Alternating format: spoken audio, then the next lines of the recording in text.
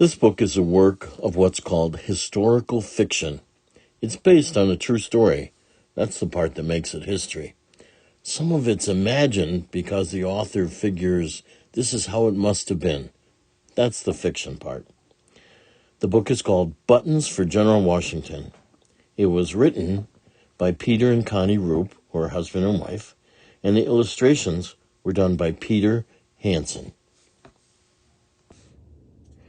Peter and Connie Roop, the authors of this book, are both school teachers in the state of Wisconsin. Together, they've done more than 100 books for young readers. Here's some information about them, and at the bottom there's a URL source to get you back to the same page this is taken from. Buttons for General Washington by Peter and Connie Roop, illustrated by Peter Hanson. The author's note on this page explains that the Dara family in Philadelphia is the family that helped George Washington by using their 14-year-old son as a spy. But there's something else interesting. Between the year 1600 and the year 1800, in that 200-year period, these words disappeared from everyday English. In this story, the Dara family is sort of hanging on to using these words because their religion, the Quaker religion, the Society of Friends, they thought it was polite to keep these words in use. Eventually, they disappeared. Our Declaration of Independence and our Constitution, if it had been written 50 years earlier, would have had these words in it.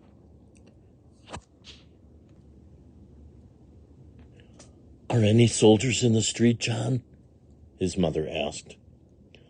Only the guard at General Howe's headquarters, John answered. Remember, John, keep away from the British soldiers, his mother said, and go the way I told thee.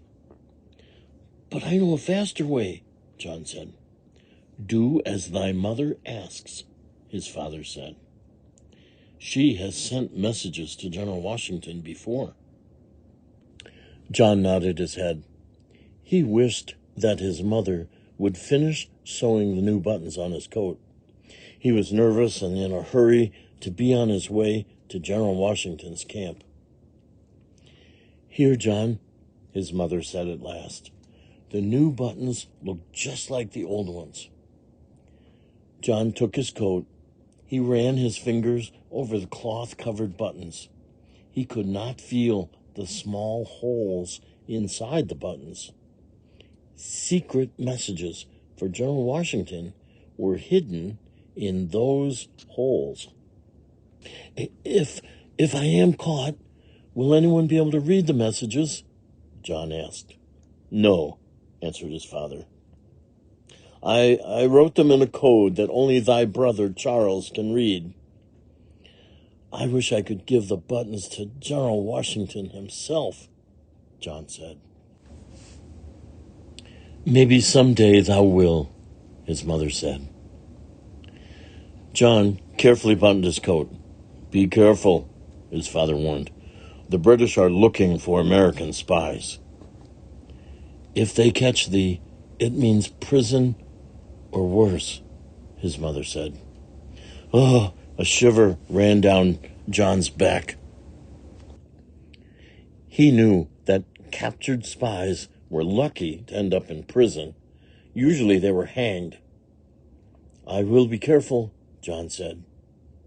Here is thy pass to leave Philadelphia, his mother said.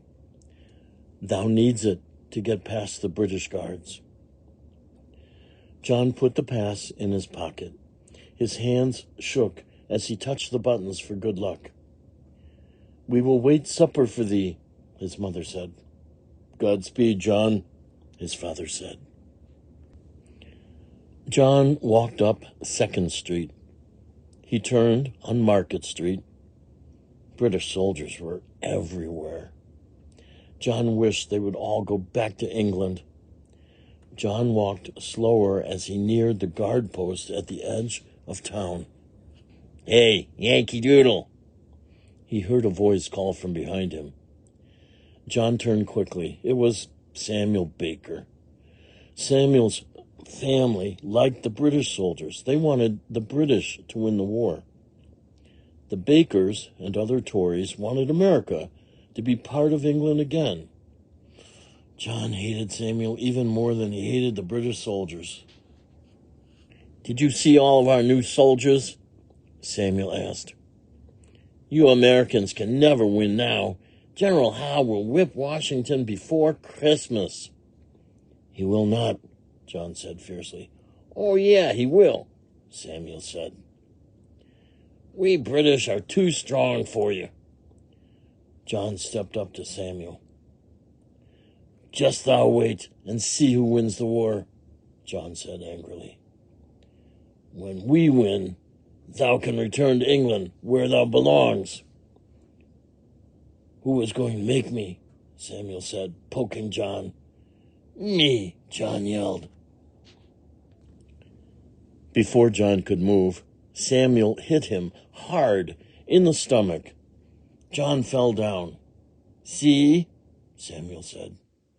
"We will win." Samuel walked away proudly. Brushing off his coat, John stood up. He wished he could hit Samuel back, even though he knew that he should not fight. Besides, he knew it was more important to reach General Washington's camp. John stopped at the guard post. A red-coated British soldier took his pass. He looked at it for a long time. John began to worry. "You are going to your aunt's house?" the soldier asked. "Yes," answered John. "I must check each pass carefully," the soldier said. "There are many American spies. You are not a spy, are you?" the soldier asked, with a smile. Oh, no, sir," John answered quickly. "Off with you then," said the soldier. "Just remember, we hang any spies we catch." "Well, thou won't catch me," John thought, as he put the pass back in his pocket. John knew he should not be too sure of himself, though, so he kept a sharp lookout for more British soldiers. They might guess that he was a spy if they found him past his aunt's house. They might even find the secret messages. John stopped suddenly. He heard horses coming. He jumped over a ditch and hid behind a tree. 5 British soldiers came along the road. They passed slowly. They were looking for someone.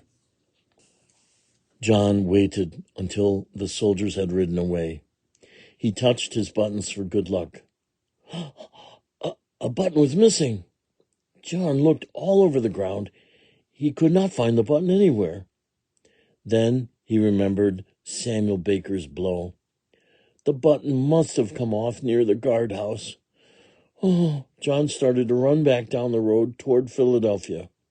His breath came in short gasps. He had to find that button. He stopped near the guard post. He looked all around for the button. "Are you back so soon?" John jumped in surprise. The British guard walked toward him. I lost one of my buttons," John said. "My mother would not be happy if I could not find it." The soldier held out his hand. He had John's button. "I found it where you boys were fighting," the soldier said. John tried to keep his hands from shaking as he took the button. He hoped the soldier had not found the message. "Thank thee for finding my button," John said, backing away. "On your way, then," said the soldier. John put the button deep in his pocket. He looked at the sky. It was past noon. Against his mother's warning, he took a shortcut through the woods toward General Washington's camp. John stopped for a rest after an hour. He took a long drink from an icy stream. Suddenly, a hand grabbed him from behind as he stood up. "What might you be doing in these woods?" asked a gruff voice. John was spun around before he could answer. He faced a bearded man. The man aimed a pistol at John. John said the first words that came to him. I was hunting." "Hunting without a gun?" the man asked. I was really going to my aunt's house," John said. "I will take you with me to find out the truth," the man said sharply. "Now march," he ordered. John knew that the man would shoot him if he tried to run. They walked through the woods for a long time.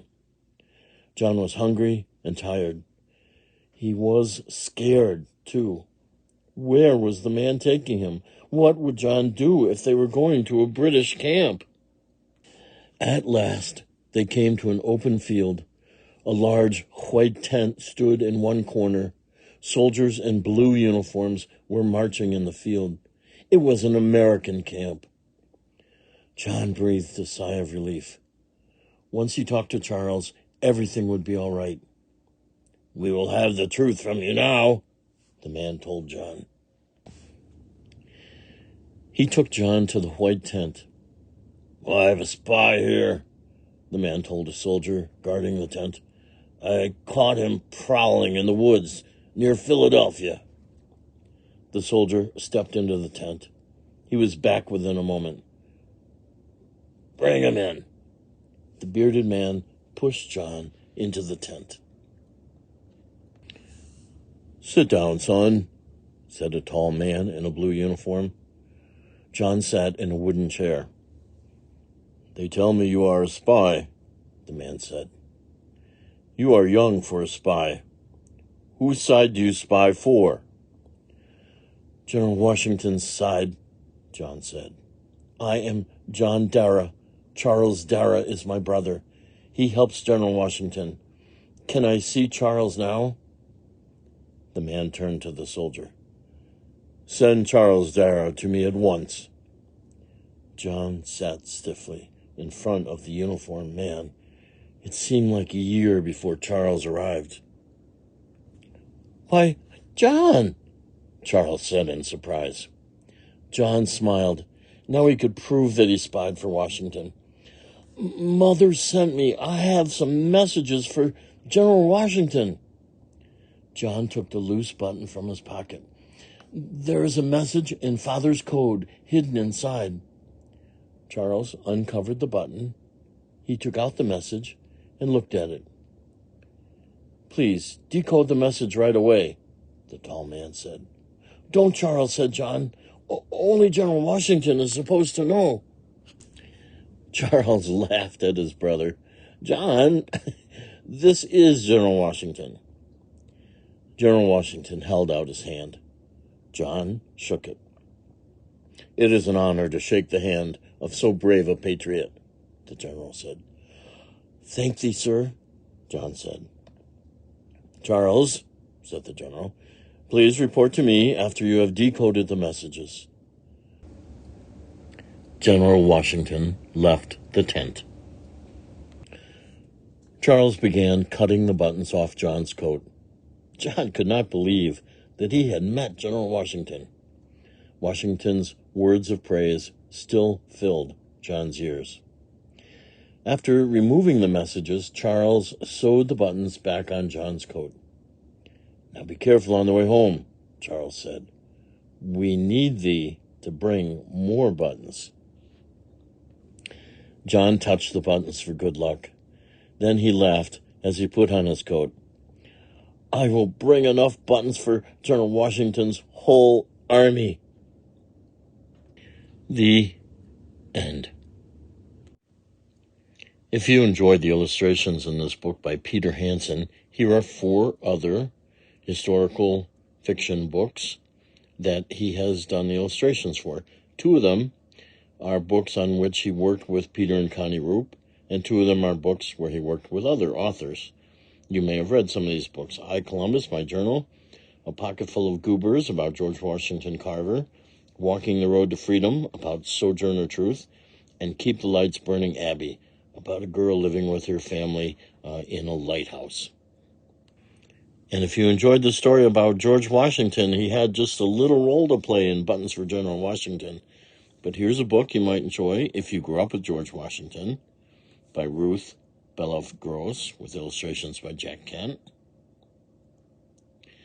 Phoebe the Spy is a wonderful chapter book for young readers. It's written by Judith Barry Griffin. Again, it's historical fiction based on a true story. It was originally titled Phoebe and the General.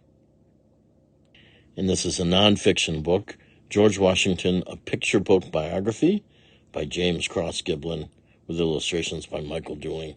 Worth finding if you're interested in George Washington.